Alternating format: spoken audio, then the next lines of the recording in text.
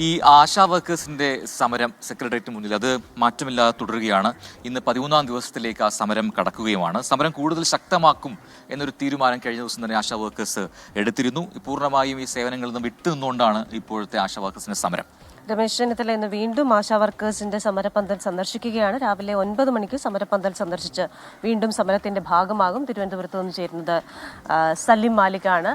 സലീം, ഒരു ആശയമില്ലാത്ത സമയത്ത് ഒരു വിഭാഗം നമ്മളെ ഓരോ സമയത്തും സഹായിക്കുന്ന ആശാ വർക്കേഴ്സ് അവർ തുടങ്ങിയ ഒരു സമരം, ആ സമരത്തിന്റെ രൂപം മാറുന്നത് നമ്മൾ കണ്ടു. ഇപ്പോൾ സമരപന്തലിൽ പ്രതിപക്ഷത്തിന്റെ പ്രതിനിധിയായി രമേശ് ചെന്നിത്തല കൂടി എത്തുന്നതോടുകൂടി ഇന്ന് എന്തൊക്കെ സംഭവിക്കാനാണ് സാധ്യത?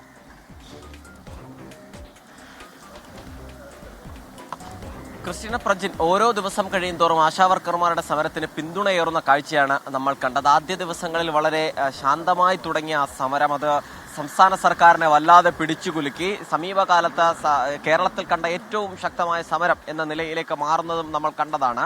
11ാം ദിവസമായിരുന്നു ഇവർ ഒരു കുടുംബ സംഗമം സംഘടിപ്പിച്ചത്. ആ കുടുംബ സംഗമത്തിന് ശേഷമെങ്കിലും ഈ സമരം അവസാനിപ്പിക്കും എന്നുള്ളതായിരുന്നു സർക്കാരിന്റെ പ്രതീക്ഷ. പക്ഷേ കുടുംബ സംഗമത്തിന് തൊട്ടു പിന്നാലെ കഴിഞ്ഞ ദിവസം മുതൽ സംസ്ഥാനത്തെ ആശാവർക്കർമാർ സേവനങ്ങൾ കൂടി നിർത്തിയതോടുകൂടി ആ സമരം മറ്റൊരു തലത്തിലേക്ക് കടക്കുകയാണ്. അതായത് കേരളത്തിലെ ഒരു ദിവസം പ്രതിപക്ഷ നേതാവ് ഇവിടെ വന്ന് പറഞ്ഞതുപോലെ തന്നെ കേരളത്തിലെ സ്ത്രീ സമരശക്തി എന്ത് എന്ന സർക്കാർ കാണുന്ന ദിവസങ്ങളിലൂടെയാണ് നമ്മൾ കടന്നു പോകുന്നത്. ഇപ്പോൾ അതിന്റെ ആ സമരത്തിന്റെ 13ാം ദിവസമാണ്. 13ാം ദിവസത്തിൽ പുലർച്ചെ തന്നെ ആശമാർ തന്നെ ഈ സമരവേദിയിലേക്ക് എത്തിയിട്ടുണ്ട്. രാപ്പകൽ സമരം അത് അക്ഷരാർത്ഥത്തിൽ എല്ലാ നിലയിലും ആ ശക്തിയോടുകൂടി തന്നെ തുടർന്നു പോവുകയുമാണ്. കഴിഞ്ഞ ദിവസങ്ങളിൽ കോൺഗ്രസിന്റെ കൂടുതൽ നേതാക്കൾ കൂടി ഇവിടേക്ക് എത്തുന്ന ഒരു സാഹചര്യവും ഉണ്ടായിരുന്നു.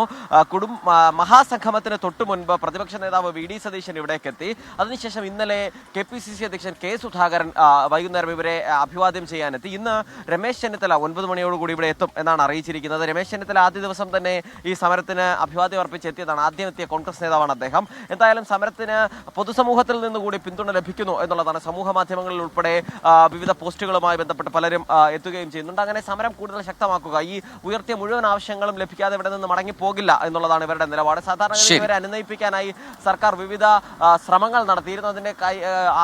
അതിന്റെ ഭാഗമായി ഓണറേറിയം ഉൾപ്പെടെ അനുവദിക്കുന്ന ഒരു സാഹചര്യം ഉണ്ടായി. ഒപ്പം തന്നെ ഈ മാനദണ്ഡങ്ങൾ മാറ്റുകയും ചെയ്യുന്ന സാഹചര്യമുണ്ടായി. പക്ഷെ അതിലൊന്നും ഈ ആശമാർ തൃപ്തരായിട്ടില്ല. അവരുടെ മുഴുവൻ ആവശ്യവും പ്രത്യേകിച്ചും ഓണറേറിയ വർധന ഉൾപ്പെടെയുള്ള ആവശ്യങ്ങളിൽ ഇപ്പോഴും ഉറച്ചു നിൽക്കുകയാണ്. പ്രജിൻ, ക്രിസ്റ്റീന.